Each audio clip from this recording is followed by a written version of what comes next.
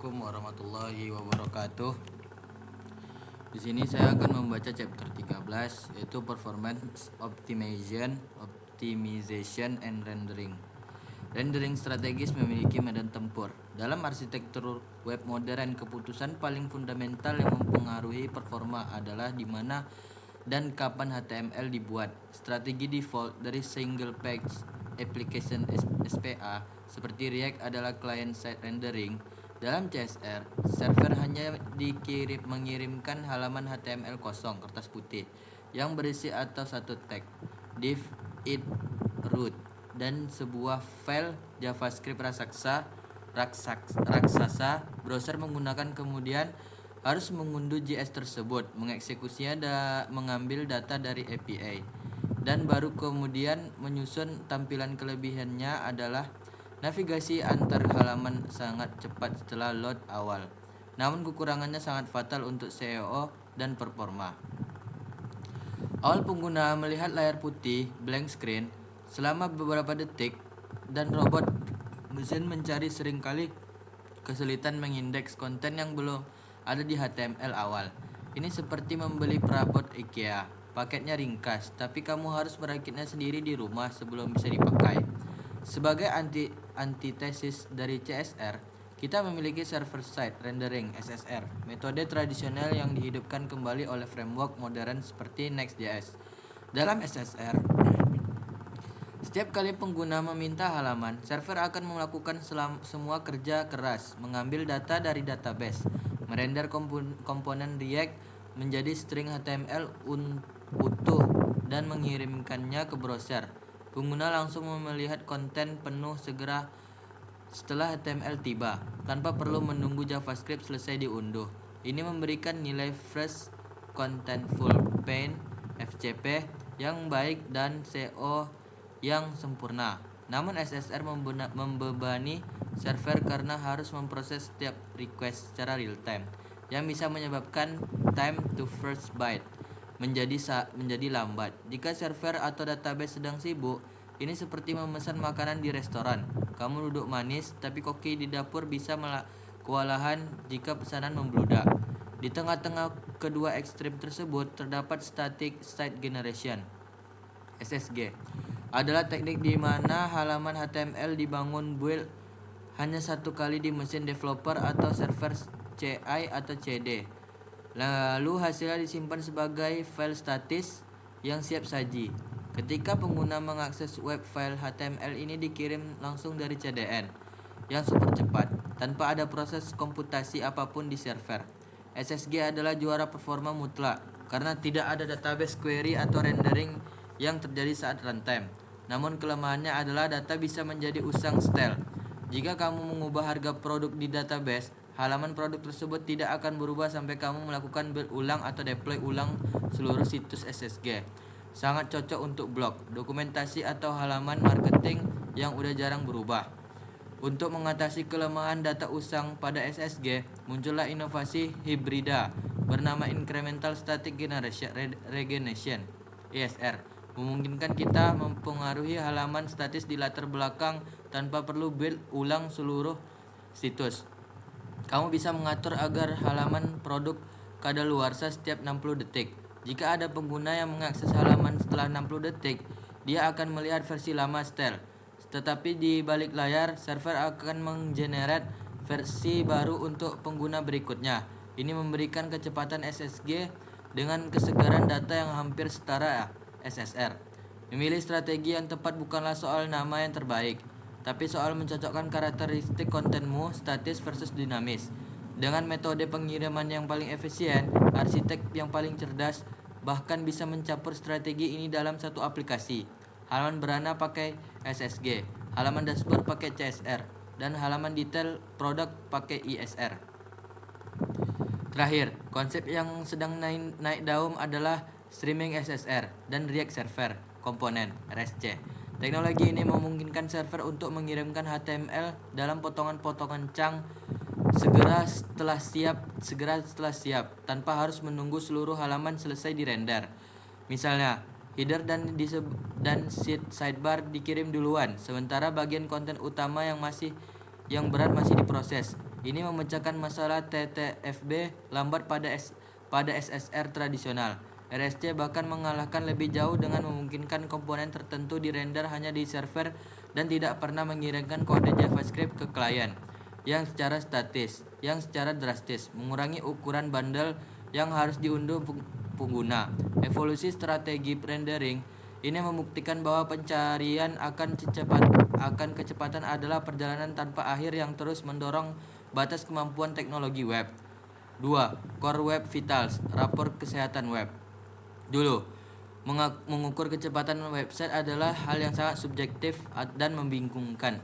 Apakah cepat berarti server merespon cepat, atau gambar muncul cepat, atau bisa diklik cepat? Untuk menstandarisasi ini, Google memperkenalkan Core Web Vitals (CWV), serangkaian metrik yang berfokus pada pengalaman pengguna nyata, bukan sekedar angka teknik server.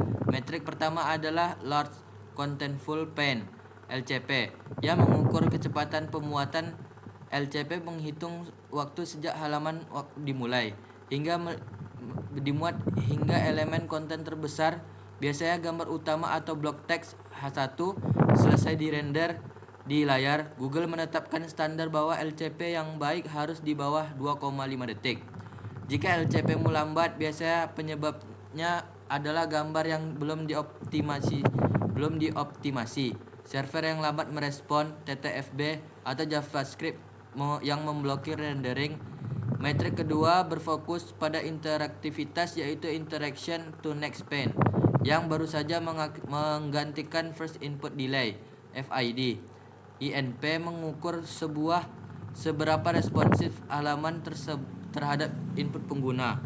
Pernahkah kamu mengklik tombol menu di HP tapi tidak terjadi apa-apa selama beberapa detik karena browser sedang macet memproses sesuatu? Ini adalah INP yang buruk. INP mengukur latensi terburuk dari semua interaksi, klik, tap, key press selama kunjungan pengguna. Nilai INP yang baik harus di bawah 200 milidetik. Penyebab utama INP buruk adalah tugas JavaScript yang berat dan panjang, long task, di mana main thread yang memblokir browser untuk merespon input. Solusinya adalah memecah tugas berat menjadi potongan-potongan kecil atau memindahkannya ke web worker. Metrik ketiga, mengukur stabilitas visual, yaitu Cumulative Layout Shift (CLS). Ini adalah metrik yang paling sering membuat pengguna frustasi.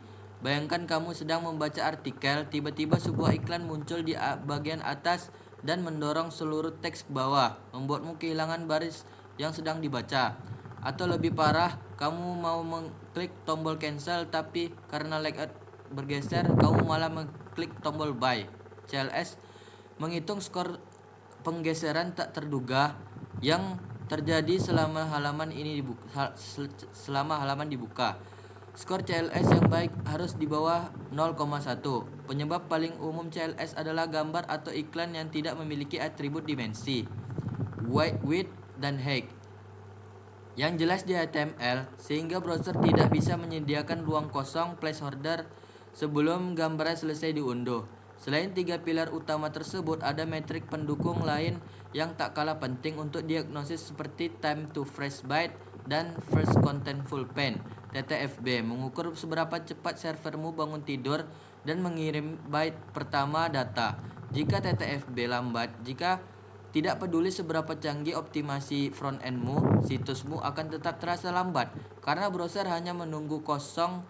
FCP mengukur kapan pixel pertama konten apapun, teks, gambar, atau bahkan background warna muncul di layar FCP, memberikan umpan balik psikologis kepada pengguna bahwa sesuatu yang sedang terjadi, mengurangi kemungkinan mereka menutup tab karena mengira situsmu rusak. Alat untuk mengukur metrik-metrik ini sangat beragam, mulai dari Lighthouse di Chrome DevTools untuk pengujian laboratorium lab data hingga Google Search Console dan PageSeed Insight untuk melihat data pengguna nyata field data. Beberapa antara lab data dan field data sangat krusial. Lab data dilakukan di komputer developermu dan koleksi internet stabil, sedangkan field data dikumpulkan dari jutaan pengguna Chrome asli dengan berbagai kondisi perangkat dan jaringan. Jangan pernah merasa aman karena skor Lighthouse-mu 100 hijau semua. Padahal data lapangan menunjukkan bahwa pengguna di pedesaan dengan sinyal 3G mengalami LCP 10 detik.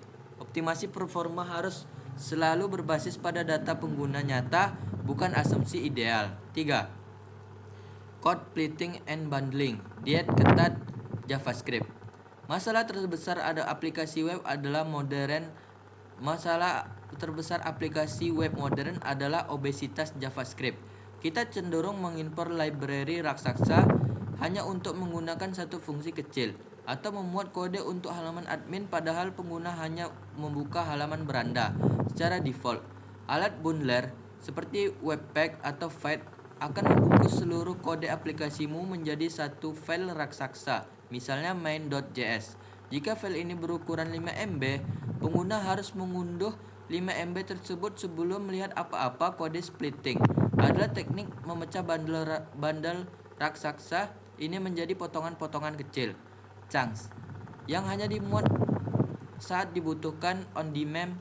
Dengan code splitting, pengguna yang membuka halaman beranda hanya akan mengunduh kode untuk beranda misalnya 50 KB, membuat load time menjadi instan.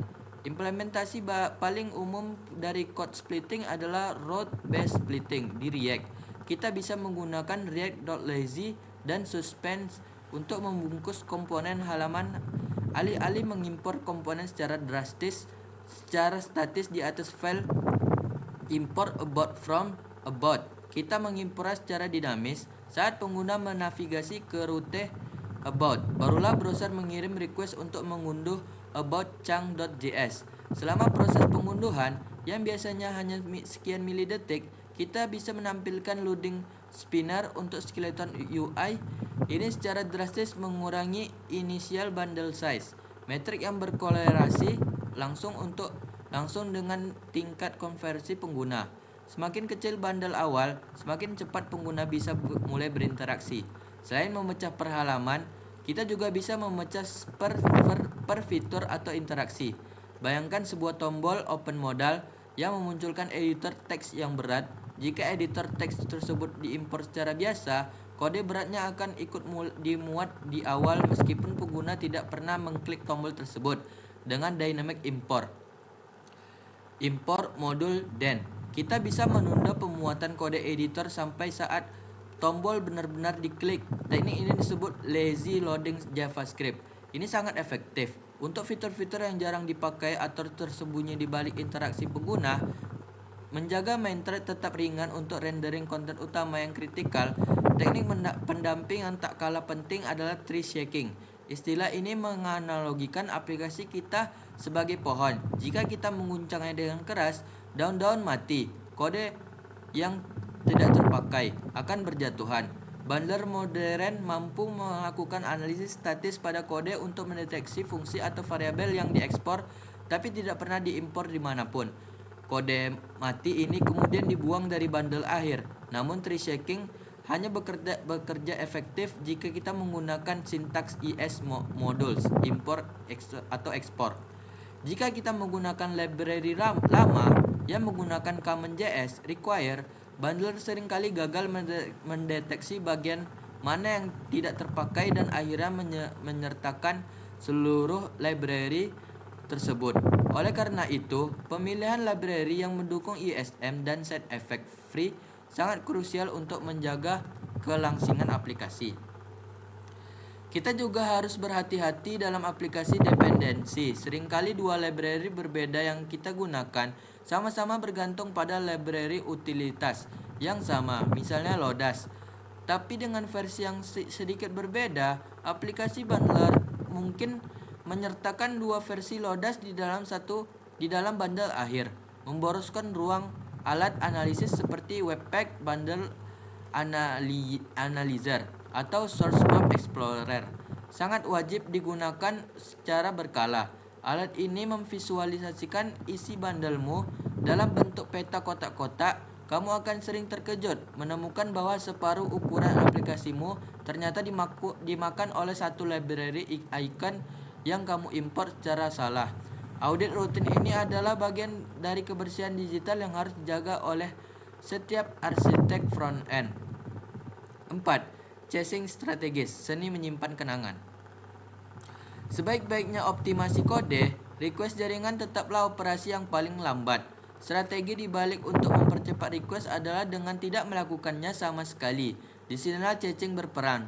Lapisan pertahanan pertama adalah browser cache, HTTP cache. Melalui header cache control, server bisa memberitahu browser, simpan file logo.png ini selama 1 tahun, jangan minta lagi ke server. Untuk file JavaScript dan CSS, kita biasanya menggunakan teknik fingerprinting. Menambahkan hash untuk hash unik pada nama file, misal main.a1b2c3.js.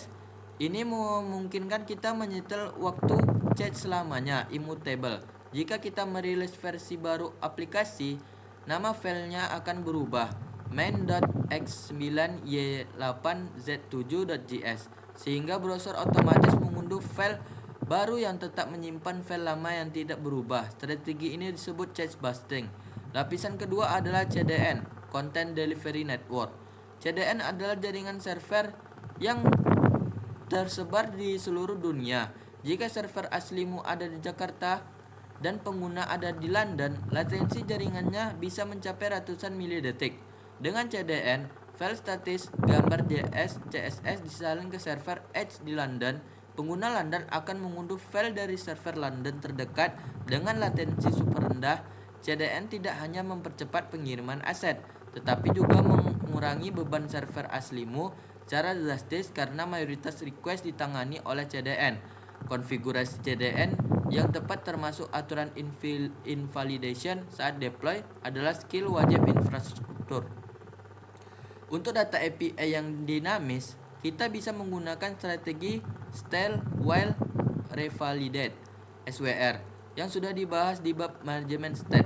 Namun ini diterapkan di level HTTP cache header cache control SMAX 60 style while revalidate 300. Ini menginstruksikan CDN untuk melayani konten lama yang masih ada di cache style sambil secara diam-diam mengambil konten baru dari server di latar belakang revalidate.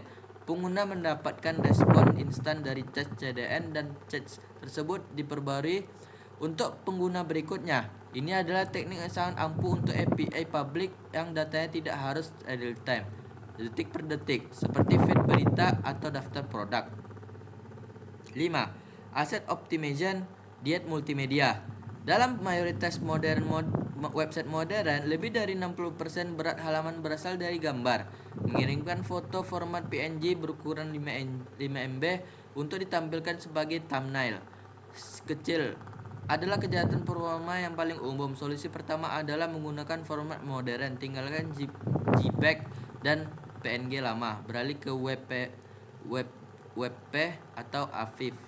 Format AVIF bisa menghasilkan kualitas visual sama dengan ukuran file 50% lebih kecil dari JPEG.